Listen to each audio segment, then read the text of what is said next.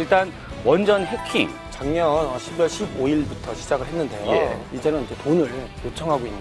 결국은 내부자를 대상으로 한 해킹이었다. 그러면 결국은 원전을 멈출 수 있다라고 이제 경고했던 것도 실언이라고 보기는 힘드네요. 어떤 가벼운 말이 아닐 수도 있습니다. 결론은 하나네요. 사람이 문제네요.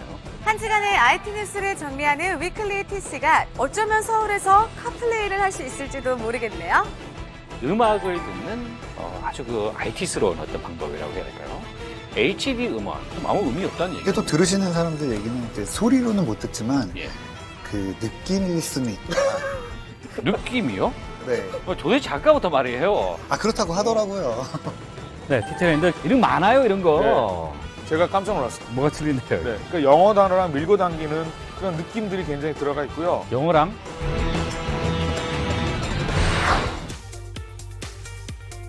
여러분 안녕하십니까. 티타임의 차정현입니다. 지난해 말부터 이 원전 해킹이 이슈가 되고 있습니다. 뭐 중요 문서, 도면 이런 것들이 유출되는데 사실 어떻게 보면 국가 중요 시설이기 때문에 이것이 뚫린다라는 것은 굉장히 심각하다. 그렇게 이제 말할 수가 있겠는데요. 도대체 왜 그런지 그리고 대책은 없는지 이와 관련된 자세한 얘기를 해보겠습니다. 권석철 대표 그리고 이성규 박사 함께합니다. 안녕하십니까? 네, 안녕하세요. 네. 네, 일단 원전 해킹. 뭐 어떤 기여였는지 대표님 얘기 좀 해주시죠. 작년 12월 15일부터 시작을 했는데요. 갑자기 이제 블로그에 어떤 원전 도면이라든가 이런 것들이 올라오면서 후에마이라는 어떤 그 자기가 원전을 이미 장악한 그룹이다라고 하면서 이제 엄청난 공포감을 좀 제공을 했습니다. 그것이 진짜인가 아닌가 이런 이제 여부를 확인하는 도중에 2차, 3차 계속 그 데이터가 올라왔고요. 그랬군요. 결국에는 이제 크리스마스 전후로 이제 컴퓨터를 파기하겠다, 그렇죠. 원전 파기하겠다 이런 마지막 협박까지 하고 그리고 이제 사라졌습니다. 그 이후에 갑자기 다시 나타나서 이제는 이제 돈을 요청하고 있는 그런 이제 현 상황입니다. 그 해킹 방법은 어떤 거였죠? 주로 이제 일반인들의 해커들이 쓰고 있는 방법인데요. 그 지속적 위협 공격이라고 해서 APT. 누군가를 더 타겟으로 한다든가 불특정 타수에게 굉장히 많은 곳에 어떤 이메일을 보내서 누군가가 그것을 클릭할 때까지 기다리게 되고 굉장히 오랫동안 기다리게 됩니다. 그래서 결국에는 그 사람이 그걸 클릭을 해서 내부에 감염되는 그렇게 되었을 때는 그다음부터 해커가 내부 장악이 이제 이루어지는 것이죠. 근데 이번에 쓰인 방법이 이메일을 이제 보낸 거죠? 네, 맞습니다. 그래서 정상적인 어떤 이메일을 그냥 보내면 이제 안 되니까 이제 주변 협력 업체들에게 이제 그 감염을 먼저 시켜서 마치 정상적인 사람이 어떤 내용을 궁금해한다든가 어떤 중요한 내용을 보내는 것처럼 위장을 해서 그 내부에 이제 감염시키는 그런 방법을 썼습니다. 박사님, 그렇다면 결국은 내부자를 대상으로 한 해킹이었다. 뭐 이렇게 봐야 되겠군요. 예, 그렇습니다. 그래서 요즘 그 해킹 추세를 보면은 한 20% 정도는 내부자에 의해서 일어나고 80% 이상은 내부자에 의한 해킹이 일어납니다. 그렇기 때문에 우리가 망을 전용망으로 분리해서 쓴다고 해도 전용망도 약간의 취약성은 있지만은 내부자 해킹은 전혀 방비할 수가 없습니다.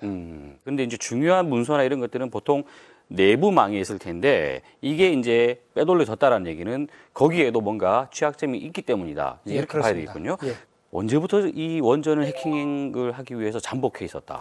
굉장히 오랫동안 사실 해커가 들어옵니다. 왜냐하면 해커가 내부에 들어왔을 때 그것을 찾아가기 위한 시간이 필요한데 그 동안은 약 한 200일 정도, 평균 200일 정도가 걸린다고 이제 보통 보안업계가 이야기를 하고 있습니다. 그동안 사실 발각되지 않았기 때문에 결국에는 굉장히 많은 곳에 정보들을 가져간다든가 아니면 자신이 파기할 수 있는 정도까지 장악을 해놓은 상태에서 이제 오픈하지 않았나 이렇게 보고 있는 것이죠. 와, 그럼 당한 사람은 모르고 있다는 얘기잖아요. 200일 동안 자기 집에 누가 들어와 있는지도 또는 무엇을 가져가고 있는지도 몰랐던 것이죠. 아니 근데 보통 국가시설 같은 경우는 계속해서 보안을 체크를 하잖아요. 네, 그렇습니다. 매일매일. 근데 왜 이걸 못 잡습니까? 기존에 있던 어떤 그 새로운 그 어떤 방법들이 결국에는 예전에 있던 방법들을 뛰어넘을 수 있는 그런 공격들이 많이 있습니다. 예를 들면 알려지지 않은 각성 코드를 사용한다든가 또는 내부의 어떤 사용자처럼 위장을 해서 어떤 방화벽이라든가 보안 제품에는 걸리지 않도록 그렇게 하는 방법들이 많이 있습니다. 그럼 결국은 어쨌든 뭐 북한이다. 이제 또 결론을 내렸습니다. 뭐 중국 선양의 IP가 나왔다라는 거 그리고 결정적으로 이제 얘기하고 있는 건 킴스키라고 해서 이게 이제 향이다. 네. 이게 예전에 뭐 러시아 해킹 관련됐을 때도 이게 쓰였다 뭐 이제 이런 얘기를 하더라고요. 네. 박사님은 군에 오래 계셨지 않습니까? 예. 이번에 북한 관련된 어떤 정리 어떻게 보십니까? 저는 제가 그 99년에 예. 제네바에서 그 해킹 관련 유엔 회의가 있었습니다. 네. 그때 이제 참석해서 얘기한 내용들은 대부분이 이제 해커가 누가 했는지를 찾는 것입니다. 예. 그렇게 되면 아까 이제 중국 선양을 통해서 들어왔다고 이제 IP를 하면은 선양에서 또 IP를 열어줘야 또 다음 전 해킹국을 알 수가 있습니다. 그러면은 예를 들면은 뭐 북한 소행일 수도 있고요. 아니면 국내 누가 선양 IP로 들어가서 거기서 다시 국내로 들어오는 방안도 있고. 그러니까 그래서 그거를 서로 국가 간의 IP를 완전히 열어줘서 그 해커를 찾는 것을 협조해주지 않으면은 실질적으로는 어디서 왔는가는 굉장히 찾기가 어렵습니다. 그럼 최근에 또 하나 또 나온 거 이거는 이번에 터진 건 아니다 이렇게 봐야 되나요? 그게 아니고 이제 결국에는 이제 이번에 발견된 그 이메일의 어떤 공격은요. 그 공격을 할 때 공격자는 그 이메일 이외에 자신이 또 언젠가 들어갈 수 있도록 그 백도어, 다시 말하면 언제든 들어갈 수 있는 그 구멍을 이렇게 만들어 놓는데 그 구멍은 아직 발견되지 않았다는 겁니다. 그래서 해커가 원한다면 언제라도 접속을 해서 들어갈 수 있도록 하는 통로가 있을 수 있는 가능성이 매우 높습니다. 자, 그와 관련돼서 이제 본격적인 본론을 이야기를 해야 되는데 국가시설이라는 게 어떤 보안 시스템을 갖고 있느냐는 거거든요. 네. 어떻습니까? 기본적으로 이제 뭐 백신 프로그램이나 뭐 방화벽이나 네. 뭐 침탐지, 뭐 침입 방지 여러 가지 보안 솔루션이 있는데요. 대부분 다 갖춰져 있고요. 그리고 또 심지어는 뭐 암호라든가 이런 것도 이미 되어 있고 문서가 유출되는 것도 그냥 나가지 않고 그 암호화돼서 나가도록 되어 있는 그다음에 기본적인 어떤 방법들은 되어 있고요. 더 중요한 건 망분리라는 것도 되어 있습니다. 그럼 망분리라는 게 이제 내부망이 있고 외부망이 있다라는 이제 이 개념인 것 같은데 조금 더 구체적으로 설명을 좀 해주실까요? 결국에는 이제 국가기관은 이제 내부에 중요 자료가 있는 곳이 있고요. 또 내부 중요 시설이 있습니다. 이제 그것을 저희가 얘기하는 이제 흔히 뭐 기관망, 그다음에 내부의 어떤 그 사무용 공간을 쓰고 있는 내부망, 그다음에 또 인터넷 쓸 수 있는 외부망 이렇게 구분이 되어 있는데요. 세 개 다 결국에는 접점이 존재를 하게 돼요. 이게 서로 다 어쨌든 연결되는 지점은 있다는 다 얘기예요? 있습니다. 그 데이터가 주고받는 공간이 있습니다. 그곳이 바로 해커들이 노리고 있는 그 타겟이 되는 것이죠. 그럼 이 내부망이라는 거는 결국은 이 안에 있는 원전을 가동하기 위한, 잘 운영하기 위한 그 네트워크잖아요. 이 네트워크와 이 바퀴 네트워크가 도대체 왜 연결을 해야 되느냐는 문제거든요. 어떤 이유로? 실제로 망분리라는 개념이 존재하는데요. 그 망분리가 완전히 물리적으로 분리되어 있다. 그러면 서로 소통이 안 될 거 아닙니까? 그러면 이제 망 연계를 안 하면 실제로 지금 한전의 어떤 실시간으로 데이터를 볼 수도 없고 또는 웹사이트에 뭐 한강에 어떤 물이 얼마큼 올라왔는지도 알 수도 없고 이런 이제 그 대국민 서비스라든가 이런 것들이 안 되기 시작하겠죠. 그 지난번 저희 이제 그 방송사가 뚫렸을 때만 해도 그때 제 개인 PC 같은 경우는 다 망가졌단 말이에요. 외부망이 이제 뚫렸으니까. 그런데 방송은 나갔어요. 방송망은 살아있었다는 얘기거든요. 예, 그렇습니다. 그러니까 공격자가 결국은 방송 시스템에 있는 우리가 있는 폐쇄망, FA망은 공격을 하지 않았다. 그런데 그 공격을 안 한 것이 실제로 공격을 안 한 것인지 아니면 그것이 했는데도 그냥 안 해놓고 있는 것인지 또는 못하고 있는 것인지 아직 확인할 길은 없습니다. 아, 그래요?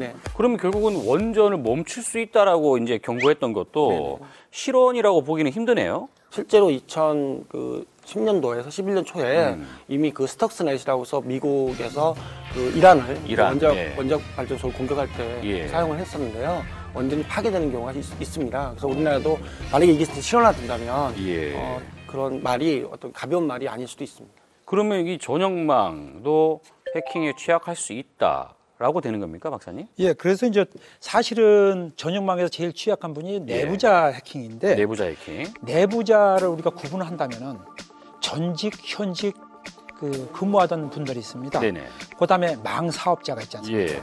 또 그 협력업체 직원들, 또 정비업체 직원들 이런 분들이 정비하면서 예를 들면 USB에다 어떤 해킹 프로그램을 넣다가 삽입시키는 경우도 생기고. 그거는 저희가 그 지난번 농협 건으로 한번 봤지 않습니까? 네, 그렇습니다. 그 내부망에 아예 그냥 들어가서 그냥 막 그죠? 아예 그냥 꽂아서 그냥 빼내오는. 그래서 제일 중요한 게 일단 교육입니다. 내부자 교육하고 또 여기에 맞는 방책을 세워야 될 거로 생각이 됩니다. 야, 그 사람이 결국은 문제다. 뭐 이렇게밖에 네, 정리가 안 될 것 같은데 결국 뭐 어떤 게 이게 100% 완전한 대책이다라고 말하기 힘들겠지만 어떤 개념을 우리가 생각해 볼 수 있을까요? 먼저 제가 말씀드리면 공격자의 생각이 좀 앞서 있다 보니까 뭐 백신 프로그램에 대한 취약점 또는 기존의 보안 제품에 대한 취약점 또 하나는 이제 앞단에서 말씀드린 것처럼 이제 보안과 그 편리성, 보안을 강화하면 불편이잖아요. 그러니까 그런 상황에서 해커, 공격자는 그 시간을 기다립니다. 언젠가는 이거를 사용자가 편하게 쓰기 위해서 시간을 기다린다는 것이죠. 그럼 결국에는 풀리면 다시 공격을 또 당하는 또 하나는 앞단에 말씀드린 바가 있겠지만 결국에는 지피지기면 백전백승인데 해커를 볼 수가 없다는 게 문제입니다. 또 실시간으로 모니터링 할 수 있는 그리고 그것이 뭐 해외에 있다면 도입을 해야 되고 국내에 있다면 개발을 해서 직접 눈을 볼 수 있는 그런 환경의 어떤 시스템이 그렇군요. 빨리 구축해야 됩니다. 그래서 이제 제가 생각하기는 결국적으로 전용망이나 영내 통신망에 대한 완벽한 해킹이나 보안 방지는 그 단말단에 암호 장비를 설치하는 것으로 저는 생각이 됩니다. 중간 서버에서도 또 암호를 걸자라는 얘기 아닙니까? 그래야지 그 중간에 어떤 망을 타고 인터넷망을 타든 공중망을 타든 뭐를 타더라도 중간에 해킹을 할 수가 없습니다. 그래서 이제 제일 중요한 거는 예를 들면은 A하고 B하고 통신을 하는데 영내에서 똑같은 보안 장비를 가진 사람이 그걸 또 들을 수 있다. 이렇게 되면 문제가 생기기 때문에 일단 그런 보안 장비는 대개 이제 두 개의 보안 장비가 일단 연결이 되면은 두 개가 서로 간에 암호를 바꿉니다. 그러니까 제3자가 똑같은 암호 장비를 갖고 있더라도 절대 해킹을 못하게 하는 이런 성능을 가진 암호 장비여야 됩니다. 이게 계속 듣다 보니까 결론은 하나네요. 사람이 문제네요. 네, 그렇습니다. 소잃고 외양간을 이제 고쳐야 되는데 최근 분위기는 소잃고 외양간을 그냥 계속 보고 있는 이런 느낌인 것 같아서 좀 아쉽다라는 좀 생각이 듭니다. 하루빨리 좀 더 좋은 시스템, 좀 더 어떤 그 좋은 관리 방법이 있다면 그 부분들을 좀 연구를 해야 되지 않을까 하는 생각입니다. 오늘 이야기하신다고 대단히 고생하셨습니다. 감사합니다.